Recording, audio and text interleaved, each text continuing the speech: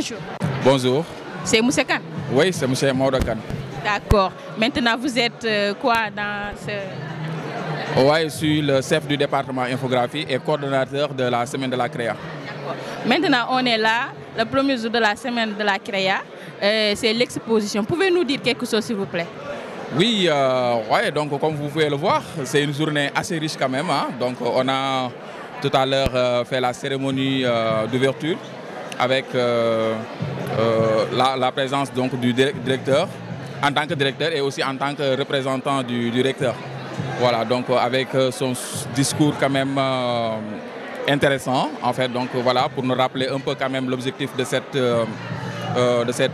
événement, la semaine de la créa, donc qu'on a initié donc depuis 2020, d'accord, et là on est sur la 4e édition, ok, donc un événement quand même que tout le monde attend, qui est très riche, voilà, avec des activités aussi, panel, tutorat, voilà, masterclass et tout, donc c'est ça quoi.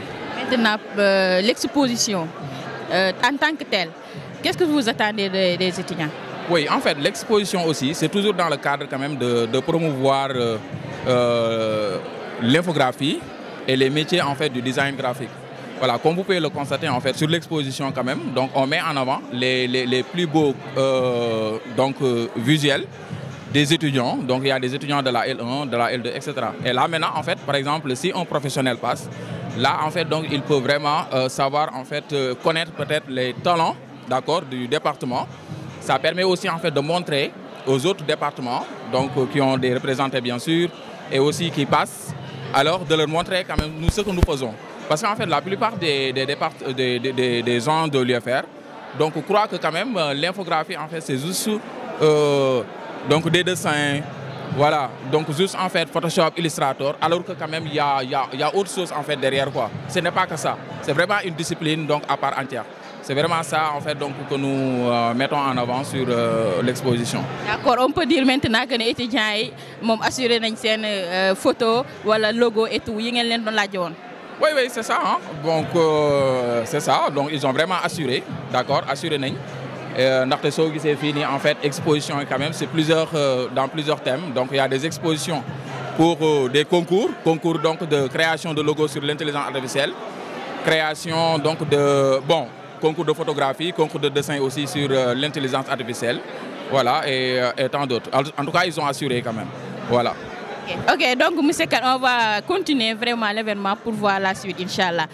D'accord. Li nak moy best word ak IGB live. Lan nga len di wax? Oui, bon, machallah, c'est une belle initiative, hein. C'est kaw ci kanam rek Inch'Allah. Donc tay ñun aussi dinañ ci japp. D'accord. Ok, merci beaucoup. C'est une fierté parce que c'est pas évident d'exister dans le campus et de faire ces actions du genre. Parce que ça participe non seulement à la visibilité de notre département, mais ça permet aux autres avec qui nous faisons chaque jour cours de découvrir ce qu'on est en train de faire. Et pour dire vrai, c'est la 4e édition, donc ce n'est pas la première, donc ça devient même une tradition chez nous. Merci beaucoup, M. Kane. Bonjour. Bonjour. C'est M. comment? Michel Ndiaye Oronala. Tu es professeur ici? Oui, je suis enseignant-chercheur en infographie. D'accord. Pouvez-vous nous dire quelque chose, s'il vous plaît, sur le premier? Oui, tout d'abord, c'est un sentiment de fierté, comme le collègue l'a dit. Hein. Et ensuite, on est vraiment enthousiasmé par, en tout cas, ce que nous voyons. Et comme il a dit, hein, nous on est à notre 4e année de la semaine de la création où, en tout cas, toute la crème, en tout cas, que nous avons eu à former, vont passer pour, en tout cas, nous proposer ou bien nous montrer ce qu'ils ont déjà, en tout cas, ce qu'ils ont produit. Mais ce qui est plus intéressant encore, c'est les alumni, c'est-à-dire les sorties déjà qui reviennent. Et ça, c'est très important d'avoir le feedback. Alors, je crois que, bon, en tout cas, nous, ce que nous attendons, c'est qu'on puisse aller vers l'autonomie, que ça ne s'arrête pas tout simplement au niveau du département, mais quand même au niveau de l'UFR, et au-delà de l'UFR, qu'on puisse vraiment l'étendre dans toute l'université, quoi. Voilà. Ok, merci beaucoup. Légui, M. Kane, bon, premier jour bi moy exposition bi étudiants yi ñew nañ et tout lan nga leen di wax ñom étudiants yi pour semaine de la créa? Ah, xana ñu teew. Sen teewte moy réussite journée bi parce que xam nga buñ ko dé def du pour ñun ñi nga xamni ñoy jàngalé mais surtout pour ñom ñi nga xamanteni la ñom ñoy jaayu té comme on dit ñom c'est le prolongement de ñom li ñuy jàng parce que ici on parle plutôt de communication visuelle communication visuelle nag fu mu am dañuy soxla ki kay def teew pour ñi nga xamante ni xamaguñu mu wan leen ni kat lii la ñuy def waaw te day tax ñu mun a jaay seen bopp ëllëg xam ni kat métier bi fii lay évoluer surtout que ren thème bi li si ëpp solo moom mooy intelligence artificielle la ñuy wax te ñun ñëpp xam nañu tey métier yëpp intelligence artificielle da leen laal donc dana baax ñu teew pour ñoom ñu am gis-gis pour ëllëg ñu mun a jànkonte ak moom. ok merci beaucoup monsieur Kane bon monsieur Ndiaye. yéen est-ce que professeurs yi kontaan ngeen tey si étudiants yi seen teewaay. waaw kontaan nañ ci bu baax a baax mooy comme li ma ko waxoon sànq rek ci tubaab maanaam le fait que ñoom ñu mën a jaayu mën a wane en tout cas li ñu jot a def ak ñun li ñu jot a jàngal loolu sentiment de fierté la te képp koo xam ne day tàggat ab en tout cas ab ndongo bëgg na en tout cas bu génnee wala bala muy génn au moins mu wan na ne man lii laay def wala lii laa en tout cas lii laa mën. te mooy li ma wax loolu lu ma waxoon sànq rek ci français loolu ñun day en tout cas daf ñuy gën a motiver daf ñuy gën a dimbali tamit ñuy gën a yokkaat suñu loxo. je crois que daal comme la xam ne collègue bi wax na ko parce que soo retourné tamit ci thème bi nga xamante ne intelligence artificielle la nga xam ne tey jii graphisme métier la boo xamante ne ni tey jii sooy xool foofu la gën a jëm donc thème bi tamit noonu la amee solo quoi voilà. merci beaucoup vraiment kontaan naa si yéen vraiment lan ngeen di wax gars yi ñu leen di seetaan The Best World. xanaa di leen gërëm di leen wax nañu ñëw teew te bu ñu manqué dara si événement bi jaay. ok. ñu ngi leen def coucou vraiment kontaan nañ trop et puis c'est une fierté aussi quoi ci kaw ca kanam aussi hein. Vous êtes enseignant ici? Oui, je suis enseignant à la section infographie, département infographie plutôt. Oui. Qu'est-ce que vous en pensez de l'exposition? J'ai vu des étudiants exposer, faire des travaux extraordinaires et ça montre vraiment que le département infographie produit des éléments qui peuvent entrer dans le marché. Ils font un beau travail quand même, mais en classe, ils ne se débrouillent pas. Moi, c'est ça mon problème. Les étudiants, ils font du beau travail ici, mais par contre, en classe, ils font je sais pas moi, ils font ce qu'ils veulent. Mais moi, quand ils font ce qu'ils veulent, moi aussi, je fais ce que je veux. C'est comme ça. may des gars yi sànq naa la rattrapage bi loo siy def rattrapage bi loo siy def kon da ngaa yóbbu gars yi rattrapage. am nu muy demee bu ma la yóbbu rattrapage sax boo ma wonoon lu leer ma téye la nga yóbbaale ko. baal nañ la loolu kon ñun dañuy jégalu léegi lan ngay wax waa Best World TV télé bi. Bonjour, salam alaikum. Bonjour. yaa ngi si jàmm. Ça va, alhamdoulilah, et toi? Oui, ça va, je vais bien aussi. Voilà, tey dañoo ñëw semaine de la créa non avant boobu sax balaa maa dugg semaine de la créa exactement yow la kan. Man maa ngi tudd Doudou Abdoulaye Dieye, je suis étudiant en licence 3 infographie à l'UGB et aussi man maay président iClub. Yaay président bi sama gars yi loolu neex na kon tey président bi lañ taxawal fii ñu nar kaa laajte lu neex léegi Doudou Abdoulaye Dieye lan nga ñu mën a wax ci semaine de la créa. Bon, en fait semaine de la créa événement la boo xam ne ñoo ngi koy def léegi depuis 4 ans et c'est juste benn événement boo xam ne but bi mooy promouvoir le département infographie def du réseautage avec les professionnels yu nekk dans le milieu du graphisme ak de l'audiovisuel et dañuy def ay exposition de créa ñu xam un peu étudiants yi lan la ñuy def parce que ay étudiants lañ yoo xam ne on est créatif souvent loolu moo ñuy différencier ak yeneen étudiants yi moo tax tey dafa nekk journée boo xam ne ça va nous permettre de ñeneen yi ñëw découvrir ñun lan la ñu mën ak lan la ñuy def loolu mooy but principal semaine de la créa li si topp mooy jàng tamit parce que dañuy def ay panel ay master class def ay tutorat aussi partage d'expérience ak alumni yi ak aussi un cadre ludique boo xam ne moo ñuy permettre ñu mën def ay match def ay rencontre comprendre nga ay table ronde génn dem ville ak waa Jankom ay activités la yu divers et c'est très bien pour nous qui sommes des créatifs. D'accord. Maintenant, en tant que président, pouvez-nous dire de plus sur l'exposition d'aujourd'hui? Ouais, c'est-à-dire que la semaine de la créa de cette année, thème bi dañ ko axé ci intelligence artificielle. Donc intelligence artificielle, on le prend plus comme une complémentarité du design. C'est-à-dire que IA nekkul loo xam ne daf ñuy permettre muy yàq suñu art wala di yàq suñu liggéey mais si on l'utilise bien day nekk loo xam ne dafay gën a développer suñu liggéey te ren loolay thème semaine de la créa bi. Donc si exposition bi nii ay étudiants ñoo jël def ay œuvres yoo xam ne c'est fait à partir de l'IA ak bien sûr seen créativité ñu ñëw exposer ko donc y a des logos y a des ay campagnes de com ay images yu ñu générées par IA loolu yëpp ci thème intelligence artificielle dans l'industrie du graphisme.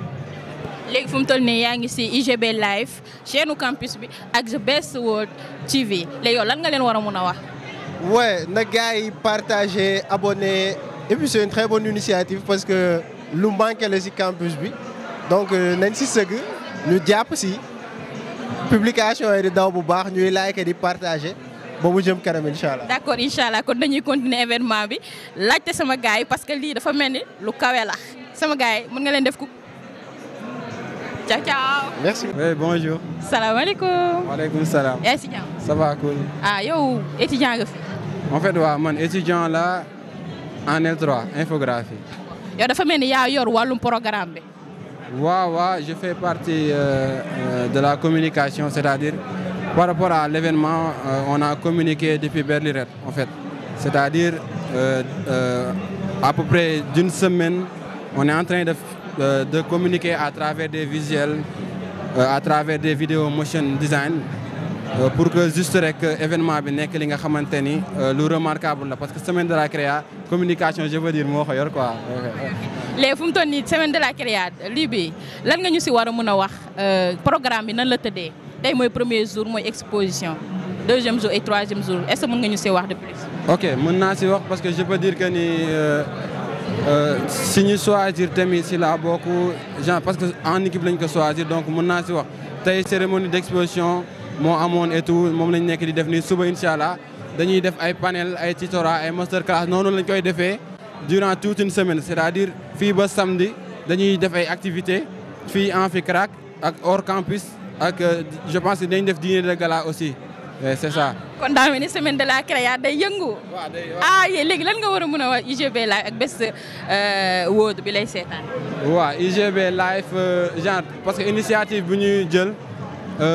Depuis dès le premier jour yi booy bi ñëwoon na si man expliquer mais tout ma encouragé ko parce que sama bële la et tout genre man ak moom on discutait souvent et waaw partage idée bu cool la en fait parce que je peux dire que ni li c'est une première en fait benn chaîne wala benn canal buy partager information à travers biir université bi et c'est à saluer vraiment.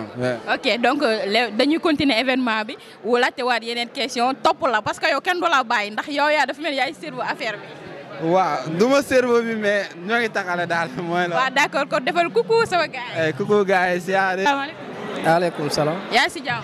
maa ngi si jàmm kay. naka suba si. ah cool nii. tu es étudiant ici. Ouais, je suis étudiant ici, je suis en licence 3 infographie. Et présentement, je suis le délégué du département, évidemment.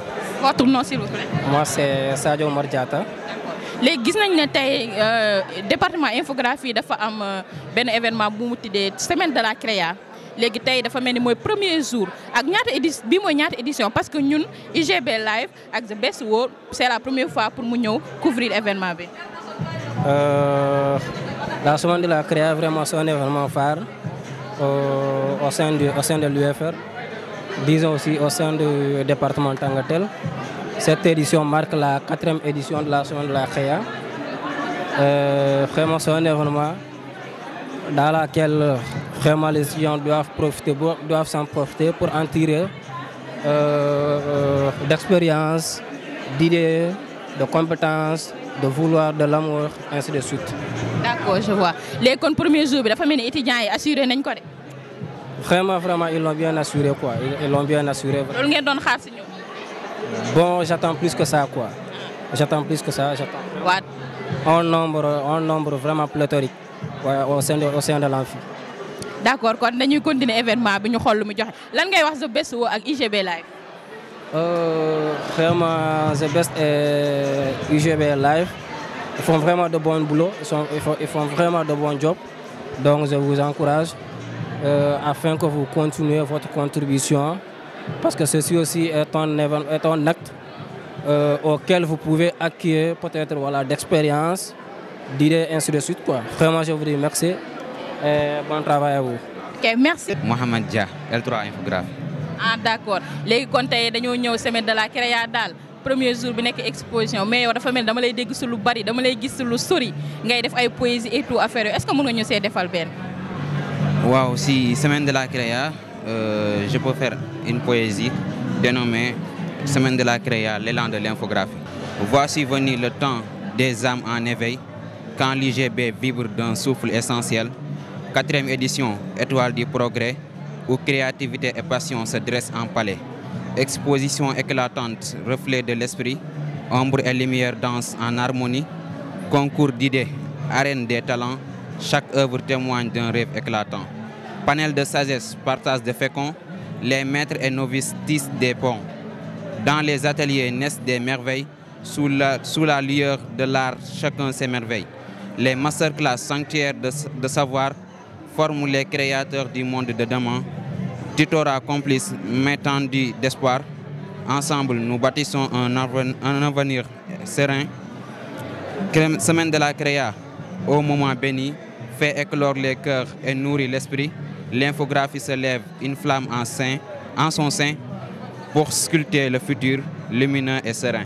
En fait, c'est pour un peu résumer le programme qui se joue dans la semaine de la créa. salaamaaleykum. maaleykum salaam. si loo nekk. maa ngi si jàmm bu baax. yaa ngi si jàmm. maa ngi sant yàlla. yow noo tudd. Arif Samuel Bassène secrétaire général ay club. ah bon secrétaire général la ñuy waxal sama gars yi loolu du ay fo léegi yow secrétaire général Arif Bassène lan nga ñu war a mën a wax loo xam si li nga xam ne mooy semaine de la créa bi nga xam ne département infographie moo ko organisé. Bon, d'abord, je salue l'initiative, vraiment, parce que depuis 4 ans, on tient à porter cette activité à cœur et on y met tous les moyens, vraiment, pour atteindre l'objectif.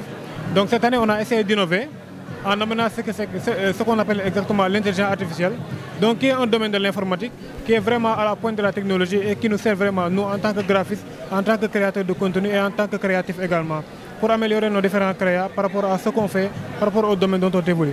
Donc, également, je salue vraiment l'initiative qui a été prise au départ, par d'abord M. Khan en consensus avec tout le bureau pour évoluer sur le thème qui est l'intelligence artificielle.